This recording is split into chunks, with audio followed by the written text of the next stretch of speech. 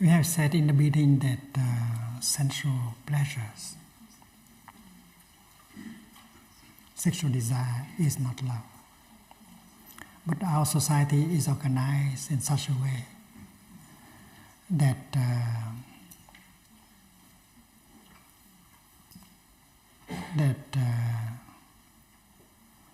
sensual pleasure become the most important thing.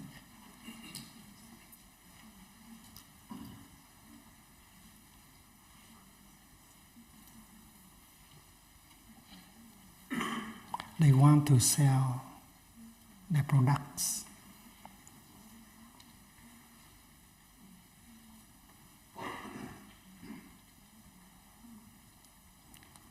And they do advertisement. They water the seed of craving in you. They want you to consume so that you will have sensual pleasure. But sensual pleasures can destroy you. What we need deeply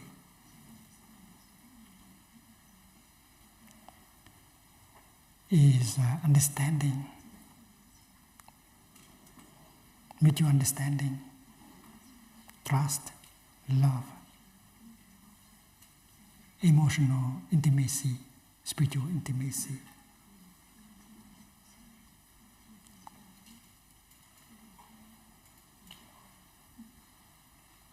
But we don't have the opportunity to meet that kind of deep need in us.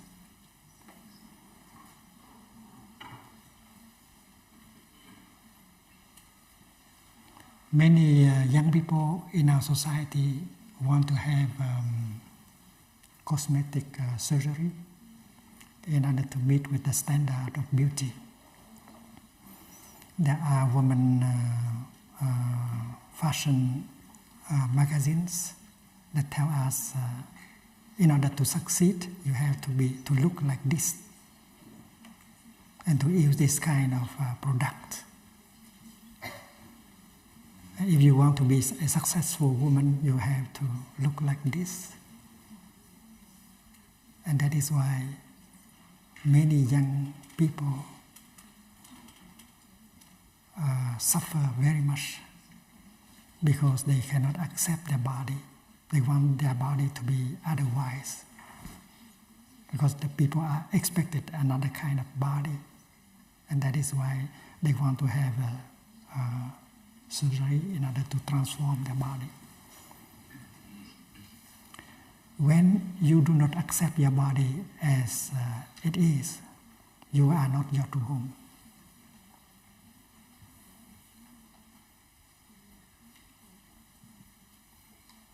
Your body is a kind of flower.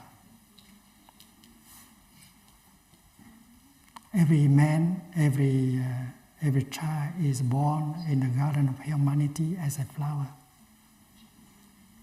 And flowers differ from each other.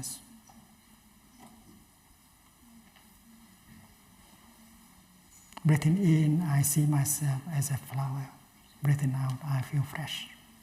Everyone is a flower in the beginning. And she has to accept herself as a flower, different from other kind of flowers. And if she should accept her body, and then she has a chance to have to see her body as home. If you don't accept your body, you cannot have a home. If you cannot accept your mind, you cannot be a home to yourself. And there are many young people who do not accept their body, who do not accept who they are. They want to be someone else. And how can you be home for yourself? And how can you be home for the other person? And that is why in the educational circle, we have to tell the people They are already beautiful as they are. They don't have to be another person. Thầy has a calligraphy. Be beautiful, be yourself. Be beautiful, be yourself. And that is a very important practice. You have to accept yourself as you are. And when you practice building a home in yourself, you become more and more beautiful. You have peace, you have warmth, you have joy. You feel wonderful within yourself. And people will recognize the beauty of your flower because you are born as a flower in the garden of humanity.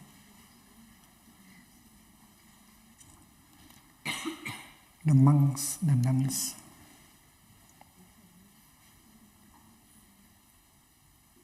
when they receive the bhikshu or the bhikshuni precepts, they want to live a holy life.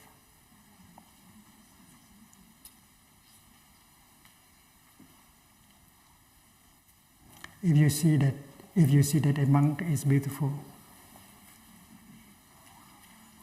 because he has brought in the spiritual element in his life. If you see a beautiful nun, it is because she has brought in a spirituality element within her life. And spirituality here means mindfulness, concentration, and insight.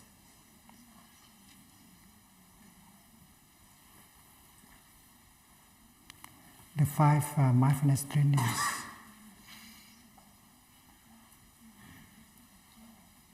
are recommended for everyone, not only for monastics, but also for lay people. And mindfulness is the kind of energy that can help you to go home to yourself, to be in the here and the now, so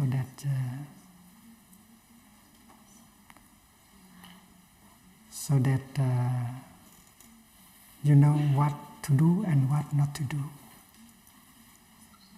in order to preserve yourself, in order to build your true home, in order to transform your own afflictions and to be the home for other people.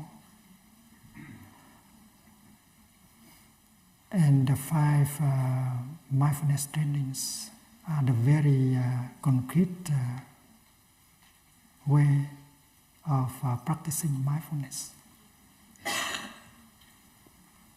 And they make you holy.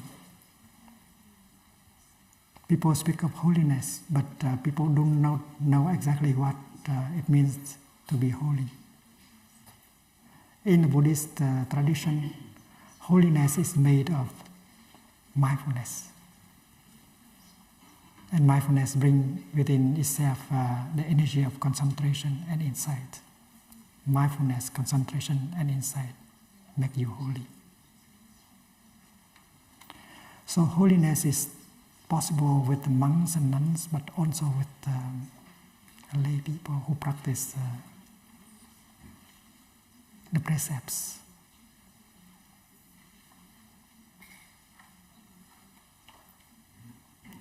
Holiness does not exist only with celibacy.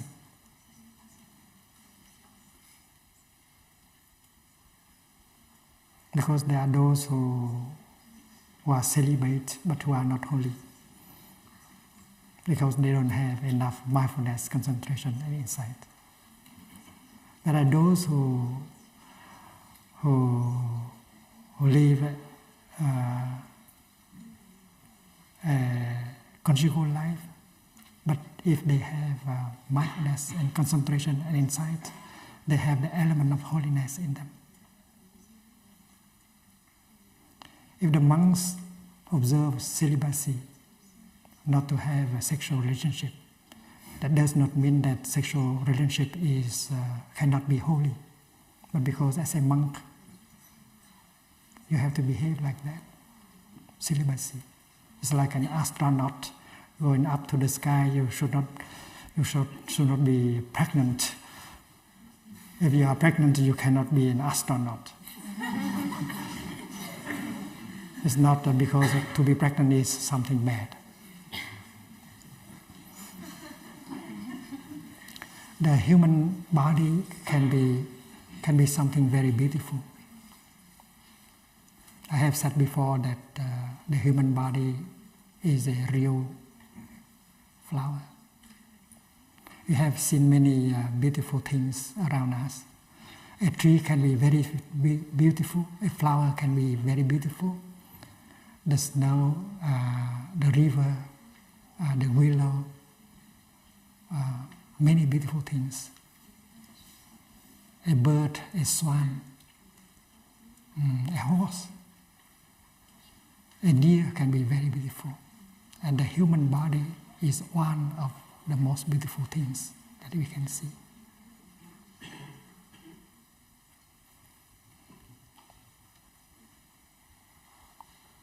But we have to learn how to treat beauty.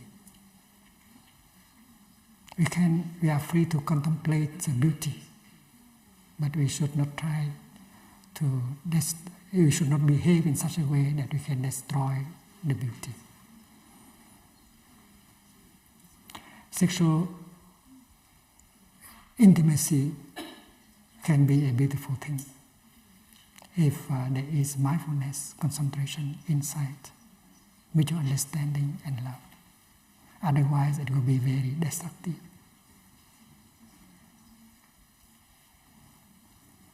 In the sutra, they describe the moment when Queen Mahamaya was pregnant of the Buddha. In her dream, she saw a white elephant, very gentle. Mahamaya dreamt of a white elephant. And her trunk was holding a lotus flower. The elephant touched her with the lotus flower and entered into her very, very softly. And she was pregnant of Siddhartha. That is the way they describe relationship, sexual relationship in the palace before Siddhartha was conceived. Gentleness, beauty.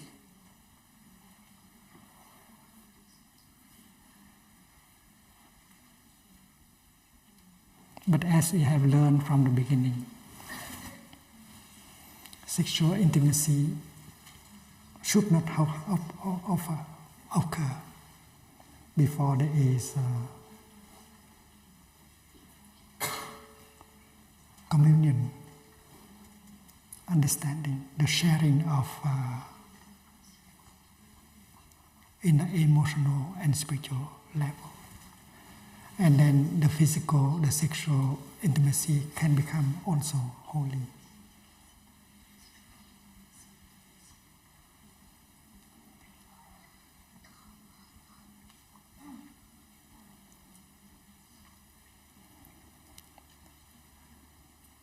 To practice Buddhism as a monk is always easier than to practice as a lay person.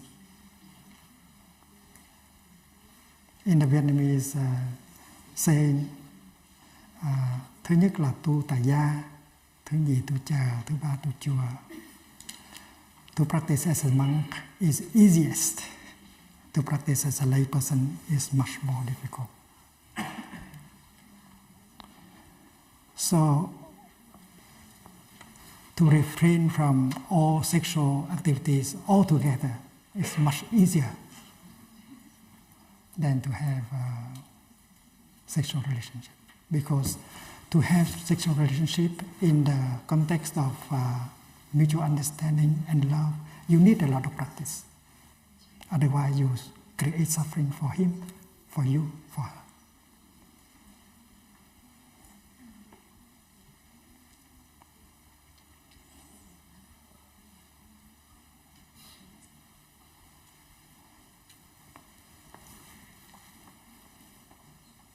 Maharaj asked me to speak about fidelity.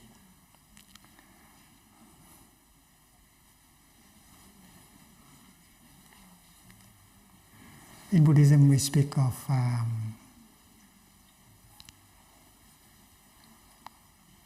the four. We have the teaching of the four elements of true love. The Brahma Vihara, the four Brahma Viharas. Love without frontiers.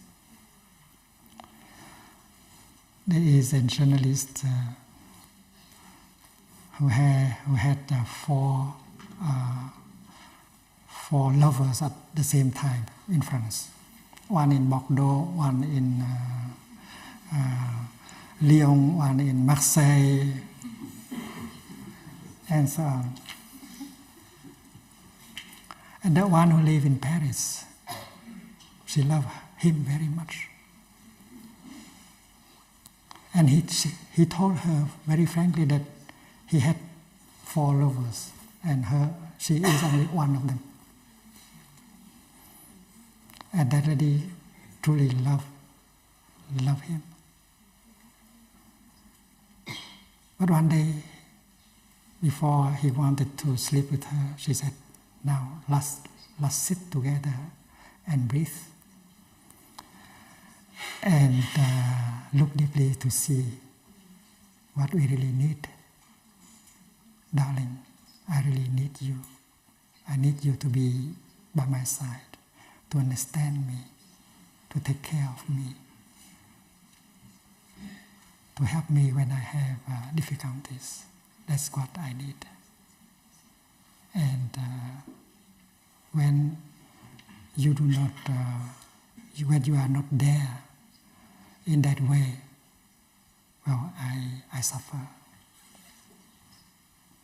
And several sessions of sitting like that help him to understand that this is not love. This is only desire. And because she is a practitioner, she helped him to understand. And finally, he decided to marry her and release the other three people. There's a woman doctor in Switzerland. She came to practice in Plum Village. She has suffered several times out of relationship. She could not say no to a man when he asked for sexual relationship. Since the time she was young, every time she was asked to have a sexual relationship with a man, she had to say yes. Even she did not feel ready, because she's afraid. Many teenagers in our time feel that way. They don't like it, they don't want it, they don't feel ready for it, but they do not dare to say no,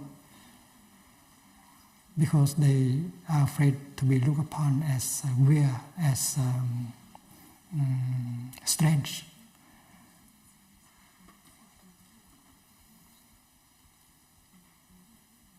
That as abnormal. Many young people are afraid of it, but they did not dare to say no. They don't want to be rejected. They want to be accepted. And that is a psychological fact that parents and teachers have to be aware of. We have to tell our children, our students, the young people, that they should learn to say no when they are not ready, when they are afraid. Otherwise, they will destroy their body and their mind. And in our time, it's very difficult for them to say no.